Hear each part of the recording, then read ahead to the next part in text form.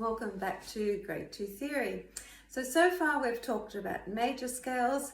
We're still yet to talk about minor scales.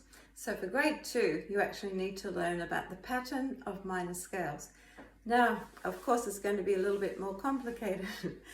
There are three types of minor scales. There's the natural minor, the harmonic minor, and the melodic minor. The natural minor is written according to its key signature. The harmonic minor is used to write harmonies when we're writing melodies as the notes that go under.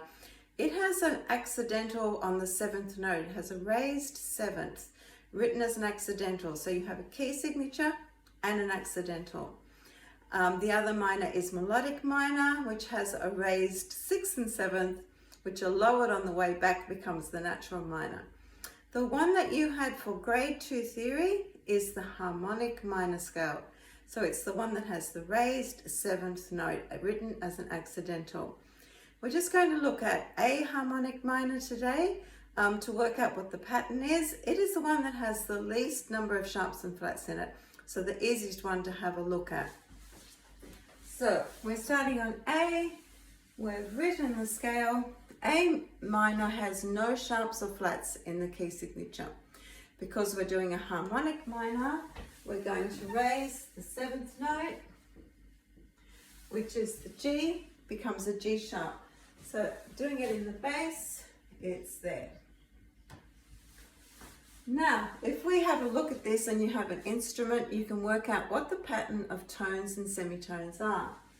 We have a tone, then we have a semitone. We have a tone, we have a semitone. Between 6 and 7, we have an interval we haven't had in scales before. It's actually larger than a tone. So it can be labeled tone and a half or 1.5 tones. So it's a little bit more complicated. And then we have our final semitone here. So having a look at it in the bass, we go tone, semitone, tone, tone, semitone, tone and a half, semitone. So here I've got written down the pattern: tone, semitone, tone, tone, semitone. Oops, left the E off.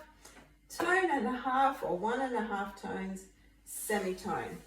So a little bit harder to learn that pattern than it is for a major scale. So if you get a bit of a rhythm to it, you go tone, semitone, tone, tone, semitone, tone and a half, semitone. So have a look at the worksheet today just to familiarize yourself with that pattern, and then we'll go on to having a look at some key signatures for some different minor scales.